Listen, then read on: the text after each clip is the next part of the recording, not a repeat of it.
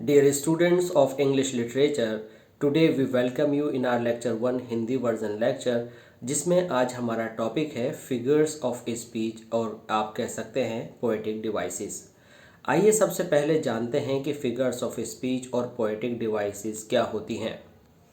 Students, आपने देखा होगा जब भी हम किसी चीज़ को सजाते हैं तो उसमें हम जो हमारा वास्तविक पदार्थ होता है उससे कुछ अलग हम दूसरे तत्वों का यूज़ करते हैं और उसको बहुत सुंदर सा दिखाते हैं। यही बात भाषा के साथ भी है। अगर हम किसी बात को सीधे सीधे कहते हैं तो वो इतनी प्रभावकारी नहीं होती। जब हम उस भाषा को अलंकृत करते हैं और उसमें कुछ विशेष शब्द या शब्द समूह का प्रयोग करते हैं और उस भाषा को दूसरी अनुपम और अद्वितीय दूसरी सुंदर वस्तुओं से जब हम उसकी तुलना करते हैं तो वह भाषा कुछ विशेष हो जाती है। इसको आइए कुछ इस तरह से समझते हैं कि जो फिगर ऑफ स्पीच है वह फिगर ऑफ स्पीच ऐसा वर्ड या ऐसे फ्रेजेस हैं जो कि उसको लिटरल मीनिंग से सेपरेट करते हैं और उसको एक नई डेफिनेशन देते हैं। लिटरल मीनिंग का मतलब है कि जब हम सीधे सीधे किसी बात को न कह करके अर्थात शब्दों पर आधारित अर्थ से अलग हटकर जब हम दूसरी चीज़ों की कंपैरिजन करके अपनी बात को और ज़्यादा सुंदर और अच्छा बनाते हैं तो हम कहते हैं कि यह अलंकृत भाषा है। और अलंकृत भाषा का मतलब है कि वह अडॉर्न्ड लैंग्वेज है। तो फिगर ऑफ स्पीच हमारा एक ऐसा टूल है, एक ऐसा साधन है जो हमारी लैंग्वेज को बहुत ही सुंदर बनाता है। आप फिगर ऑफ स्पीच को इस तरह से भी समझ सकते हैं कि अ फिगर ऑफ स्पीच और rhetorical figure is an intentional deviation, मतलब कि किसी भी भाषा के अंदर अलंकरण करना एक जानबूझ करके किया गया वह परिवर्तन है जो चुनिंदा शब्दों के साथ किसी लैंग्वेज को उत्कृष्ट बनाता है। और जो हम अगर समझें तो ऐसे भी कह सकते हैं कि language used in a figurative और नॉन लिटरल सेंस मीन्स शाब्दिक अर्थों से परे जब हम समाज और संसार में दूसरे ऐसे तत्वों के साथ किसी भी व्यक्ति की तुलना करें जो हम सीधे सीधे शब्दों के अर्थ से न निकाल करके भाव और उसके अंदर हम फीलिंग जगा दें, उन शब्दों के यूज़ के साथ किया जाने वाला प्रयोग आपकी फिगर ऑफ स्पीच के अंदर आने वाली कोई भी उपमा और कोई भी इस तरह की बात हो सकती है जो उसे बहुत सुंदर बनाती है। तो स्टूडेंट्स, यहाँ पर आप समझ सकते हैं कि जो वर्बल ऑर्नामेंटेशन है और आपकी लैंग्वेज को इफ़ेक्टिवली यूज़ करते हुए वह फिगर ऑफ स्पीच है। तो इस तरह से हम अपनी लैंग्वेज को कैसे अच्छे से यूज़ करते हैं और कौन कौन सी फिगर्स ऑफ स्पीच, किस तरह का अलंकरण हम करते हैं, किस तरह की सुंदरता हम अपनी लैंग्वेज में कहाँ कहाँ और किस किस रूप में बढ़ाते हैं, ये जानेंगे हम कि फिगर्स ऑफ स्पीच के कौन कौन से रूप हैं और कहाँ कहाँ हम इस तरह का यूज़ कर सकते हैं। मान लीजिए कि कोई भी बात आपने कही कि वह बहुत बहादुर है, तो अगर आप इस सेंटेंस को देखें और जो रीडर या लिसनर है उसके मन में एक विज़न जगाना चाहते हैं, एक दृश्य जगाना चाहते हैं, तो आप कहेंगे वह तो शेर जैसा बहादुर है।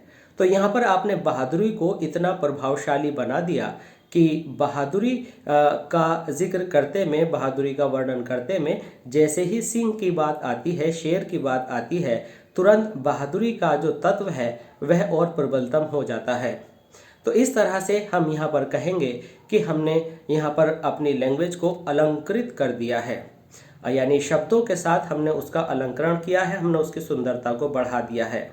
अगर हम किसी की सुंदरता का वर्णन करते हैं और हम सुंदर चेहरे की बजाय अगर हम ये कहें कि वो सुंदरता किस स्तर की है, वो शब्द हम उसमें यूज़ कर लें, तो हम यहाँ पर कहेंगे कि शाब्दिक अर्थों से परे जो उस शब्द का भाव है उसमें उस भाव को बड़े एक्सट्रीम लेवल तक ले जाना, अति तक ले जाना, और उन भावों को लाने में जो सहायक शब्द हैं वे आपके अलंकरण में या कह सकते हैं फिगर्स ऑफ स्पीच के अंदर आने वाले वर्ड्स और फ्रेजेस होंगे।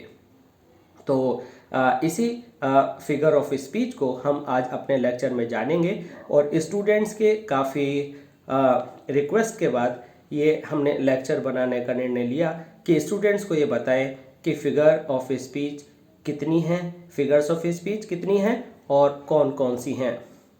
स्टूडेंट्स, फिगर्स ऑफ स्पीच की अगर हम संख्या की बात करें तो वह बहुत सारी हैं, लेकिन जो आप अपने यूज़ में जनरली लेते हैं क्लास 12 स्तर पर या ग्रेजुएशन पर, तो वह 22 हैं। उसकी सीरीज़ हमने आज यहाँ शुरू की है और आइए शुरू करते हैं पहली फिगर ऑफ स्पीच जो कि सिमिली है। आइए शुरू करते हैं कि सिमिली फिगर ऑफ स्पीच क्या होती है। स्टूडेंट्स, यहाँ पर हमारे सामने जो ये फिगर ऑफ स्पीच है सिमिली, देखते हैं। A simile is a comparison between two unlike things, the words as like so are used. मतलब कहने का क्या है? कहने का मतलब स्टूडेंट्स ये है कि जो हमारी सिमिली फिगर ऑफ स्पीच है वह एक ऐसा कंपैरिजन है जहाँ पर दो विभिन्न प्रकार की वस्तुओं का, दो विभिन्न प्रकार के तत्वों का हम तुलना करते हैं और तुलना करने में एज लाइक सो शब्दों का यूज़ करते हैं। आइए इसको हम अच्छे से समझने की कोशिश करेंगे।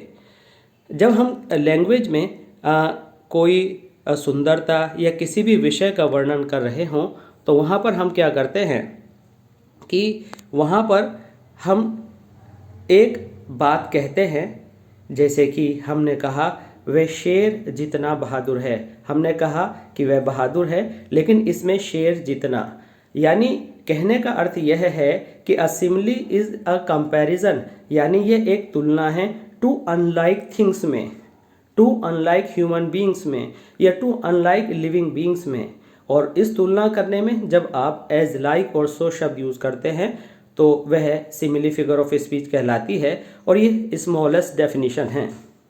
अब सिमिली फिगर ऑफ स्पीच को समझने में एक बात आपको यह जाननी पड़ेगी कि इस फिगर ऑफ स्पीच के अंदर जब हम तुलना करते हैं तो दो बिल्कुल डिफरेंट थिंग्स की करते हैं। जैसा कि हमने देखा हमारे शब्द एज, लाइक और सो यहाँ पर यूज़ किए गए हैं, लेकिन इस एज, लाइक, सो में आप देखें कि इन वर्ड्स के साथ जैसे कि एज है पॉजिटिव डिग्री ऑफ एडजेक्टिव भी यूज़ की जाती है। आप वहाँ पर कंफ्यूज ना हो जाएं कि वह आपकी फिगर ऑफ स्पीच है, वहाँ पर फिगर ऑफ स्पीच यूज़ की गई है। तो अब आपको डिफरेंस करना सीखना है कि पॉजिटिव डिग्री और इस फिगर ऑफ स्पीच में कैसे आप अंतर करेंगे और ये पता लगाएंगे कि इस लाइन में फिगर ऑफ स्पीच यूज़ की गई है या पॉजिटिव डिग्री है। स्टूडेंट्स, क्या होता है कि जब दो लोगों के गुणों में हम तुलना करते हैं तो सीधी सी बात है कि वे अनलाइक थिंग्स नहीं होती। सबसे पहले हमें समझना होगा कि अनलाइक थिंग्स क्या होती हैं। अनलाइक थिंग्स ऐसी थिंग्स होती हैं जिनका आपस में कोई मेल नहीं होता। जैसे कि हम ऊँट की बात करें और हम रेगिस्तान के ऊँट की बात करें और जहाज़ की बात करें तो ऊँट और जहाज़ में कोई भी अगर हम प्राणी को लेकर बात करें तो एक सजीव है, एक निर्जीव है, और अगर हम दोनों की बात करें तो एक पानी पर चलने वाला है, दूसरा रेत पर चलने वाला है। अगर हम और देखें अंतर तो हम देखेंगे अनलाइक क्वालिटी की, तो एक जो है मशीन है, एक तरह से वाहन है निर्जीव, और दूसरा एक पशु है जो कि वाहन का काम कर सकता है। तो यहाँ पर एक बात कॉमन है कि दोनों वाहन हो सकते हैं, बट दोनों अपने आप में बिल्कुल अलग अलग हैं। तो यहाँ पर आपकी सिमिली फिगर ऑफ स्पीच होगी। तो यहाँ पर स्टूडेंट्स, अगर हम दूसरा आपको एग्जाम्पल के थ्रू ये बताएं कि पॉजिटिव डिग्री क्या होगी, तो वहाँ पर मान लीजिए दो स्टूडेंट्स हैं, दोनों ही लिविंग बींग्स हैं, दोनों ही में गुण हैं, किसी में एक में कम है, एक में ज़्यादा है, लेकिन हम यहाँ पर जब पॉजिटिव डिग्री बनाएंगे और एज का यूज़ करेंगे तो हम कहेंगे कि Mukesh is as intelligent as Sumit. तो यहाँ पर हमने देखा कि मुकेश और सुमित दोनों ही लिविंग बींग्स हैं, दोनों ही लाइक है, अनलाइक नहीं हैं, एक जैसे ही ग्रुप के दो प्राणी हैं। तो ये बिल्कुल भी एक दूसरे से डिफरेंट नहीं हैं। तो सिमिली फिगर ऑफ स्पीच वहाँ पर मानी जाती है जहाँ पर दोनों बातें, दोनों जो थिंग्स हैं वह बिल्कुल डिफरेंट हों। वह लिविंग बींग्स भी हो सकती हैं। यहाँ पर थिंग्स का मतलब ओनली किसी नॉन लिविंग को लेकर बात नहीं की जा रही है। थिंग्स का मतलब ये मान लीजिए कि टू ऑब्जेक्ट्स हैं। तो क्या समझे, हमें यह समझना है कि अगर हम कहते हैं that boy is as tall as Mukesh, तो बॉय और मुकेश दोनों ही बॉयज़ हैं, तो इसलिए ये अनलाइक थिंग्स नहीं हैं, तो यहाँ पर पॉजिटिव डिग्री होगी। अब सिमिली फिगर ऑफ स्पीच कहाँ पर होगी? सिमिली फिगर ऑफ स्पीच वहाँ पर होगी जहाँ पर आप ये देखेंगे कि बिल्कुल दोनों अलग अलग तरह की चीज़ें हैं। उदाहरण के तौर पर हमने कहा कि ऊँट रेगिस्तान का जहाज़ है, तो अब यहाँ पर ऊँट और रेगिस्तान का जहाज़ और ऊँट दोनों बिल्कुल अलग अलग थिंग्स हैं, बिल्कुल टोटली डिफरेंट थिंग्स हैं, लेकिन इनके अंदर एक चीज़ कॉमन है और वह है वाहन होना, यह यात्रा करवाना। तो इस तरह से हमें गुणों को देखना होता है। तो आइए उन डेफिनेशंस को हम देखते हैं। CBSE बोर्ड में आप क्या करते हैं कि आपको पोएटिक डिवाइसेस फाइंड आउट करनी होती हैं पोएट्री से। हालांकि जो फिगर्स ऑफ स्पीच है ये आपकी प्रोज में भी आ सकती हैं, ये आपकी स्पीच में भी आ सकती हैं, ये आपके सॉन्ग्स में भी आ सकती हैं, आपके मूवीज़ के डायलॉग्स में भी आ सकती हैं। बट बेसिकली जो हमें फाइंड आउट करना होता है CBSE में एक्सट्रैक्ट दिया जाता है, जिसमें हमें जो पोएटिक डिवाइस है वो फाइंड आउट करनी होती है कि which poetic device is use by the poet. तो हम पहचानेंगे आज पहली बार अपने इस पहले लेक्चर में कि सिमिली फिगर ऑफ स्पीच या सिमिली पोएटिक डिवाइस कैसे पहचानी जाती है। तो आइए देखते हैं। यूपी बोर्ड में डेफिनेशन भी लिखने के लिए आपको आती है और डेफिनेशन के साथ आपको 2 एग्जाम्पल्स की जानकारी होना ज़रूरी है, याद होने ज़रूरी हैं, जो कि आपको डेफिनेशन के साथ लिखने होते हैं। तो यहाँ पर हम देखते हैं सबसे पहले डेफिनेशन ऑफ सिमिली। तो देखते हैं simile is a figure of speech in which a comparison is made between 2 objects of different kinds. तो सिमिली एक ऐसी फिगर ऑफ स्पीच है जिसके अंदर हम 2 डिफरेंट टाइप के वस्तुओं की तुलना करते हैं, दो विभिन्न बिल्कुल अलग अलग तरह के होते हैं। ऑब्जेक्ट्स ऑफ डिफरेंट काइंड्स, ये बहुत इंपॉर्टेंट पॉइंट है। Which have at least 1 point in common, और उनके अंदर कम से कम एक पॉइंट कॉमन होता है। जैसे कि उदाहरण के तौर पर हमने कहा camel is like a ship of desert. तो यहाँ पर क्या हुआ, जो कैमिल है, जो ऊँट है, और जो शिप है, इनके अंदर एक बात यह कॉमन है कि ये जो है स्टूडेंट्स, ये यात्रा कराने में वाहन के तौर पर काम आना कॉमन है। अदरवाइज एक लिविंग बीइंग है, नॉन लिविंग है, एक मशीन है एक तरह से, और दूसरा जो है एक एनिमल है। तो यहाँ पर 2 डिफरेंट थिंग्स हैं और इनमें यात्रा कराना एक पॉइंट कॉमन है। In this figure of speech words of comparison as like और सो आर यूज्ड। आप देख रहे हैं इनके अंदर एज लाइक सो, जिसे हिंदी में जैसे कहते हैं, शब्द यूज़ किए जाते हैं। अभी हमने जो यहाँ पर ब्लैक कलर से जो डेफिनेशन लिखी है वो शॉर्टेस्ट डेफिनेशन है, बट मैं प्रेफर करूँगा कि आप इस डेफिनेशन को लिखें जो 2 नंबर पर लिखी हुई है। Simile is a figure of speech in which a comparison is made between 2 objects of different kinds which have at least 1 point in common. In this figure of speech words of comparison as like so are used. आप इस definition को prefer करें, इसको learn करें, और यही definition जब आपसे सिमिली की पूछी जाए लिखें। कारण यह है कि इसके अंदर पहली बात तो हम अच्छे से समझ पा रहे हैं कि सिमिली क्या है, यह स्वयं हमारे समझने के लिए हेल्पफुल है। दूसरे, ये हम लिख पाएंगे तो इससे हमारे 2 काम एक साथ हो जाएंगे। पहले कि इन्हीं के वर्ड्स के थ्रू हमने समझ लिया कि सिमिली आखिर है क्या, और फिर हमें जब समझ जाएंगे तो लिखना आसान होगा। कुछ डेफिनेशंस ऐसी होती हैं जिनमें थोड़ा सा समझना जब आसान नहीं होता तो उसके डेफिनेशन लिखने में भूल हो जाती है। डेफिनेशन लिखते टाइम एक चीज़ बहुत जो अहम है वो ये याद रखनी है कि जब भी आप डेफिनेशन लिखें तो उसमें आप अपने अकॉर्डिंग कोई चेंज नहीं कर सकते। डेफिनेशन एक डिफाइंड सिलेक्शन ऑफ वर्ड्स है जिसके अंदर आप कोई अपना चेंज नहीं कर सकते, इसलिए जो भी आप डेफिनेशन चुने आपको word for word as it is आपको लिखनी होगी, उसमें आप कोई पर्सनल चेंज नहीं करेंगे, और अगर आप कोई चेंज करते हैं तो वो एरर मानी जाएगी। आइए देखते हैं दूसरी डेफिनेशन में हमने यहाँ पर लिखा है in a simile a comparison is made. हटा दें तो भी चलेगा, बिटवीन 2 डिस्टिंक्टली डिफरेंट थिंग्स। देखिए वही बात जो ऊपर लिखी थी हमने यहाँ पर कुछ चेंज किया है, स्पेशली यूजिंग लाइक सो और as words, but at least they have 1 point in common. बात वही है, इसमें भी यही कहा गया कि 2 डिस्टिंक्टली डिफरेंट थिंग्स होती हैं और उनमें एक बिंदु कॉमन होता है, और इसमें सो एज और लाइक यूज़ किए जाते हैं। अब जो आपको इजी लगे आप कर सकते हैं, बट हम प्रेफर करेंगे इस हेडिंग के सामने वाली सेकंड डेफिनेशन को, जो ब्लैक के नीचे लिखी है, ब्लैक कलर वाली डेफिनेशन के नीचे लिखी है। तीसरी डेफिनेशन भी हमने आपको यहाँ समझने के लिए दी है। A simile is a figure of speech that makes a comparison showing between two different things. A simile draws resemblance with the help of the words. It means कुछ ऐसे वर्ड्स हैं जैसे लाइक और सो और एज, जो कि आपको पीछे भी अभी डिस्क्राइब किए हैं। इन वर्ड्स के आधार पर हम ये अंतर क्रिएट करते हैं कि किसकी तुलना किससे हो रही है। तो यहाँ पर हमने जाना कि सिमिली एक ऐसा पोएटिक डिवाइस है, एक ऐसी फिगर ऑफ स्पीच है जिसके अंदर हम तुलना करते हैं। दोनों वस्तुएं बिल्कुल अलग अलग तरह की होती हैं और उसमें एज लाइक सो जैसे कंपैरिजन वर्ड्स यूज़ किए जाते हैं। आइए थोड़ा सा इसको अप्लाई करते हैं कुछ पोएटिक लाइंस पर। देखिए हमारे सामने लाइन है, life is like a dream. तो यहाँ पर हमने जो ज़िंदगी को सपने जैसा कहा है।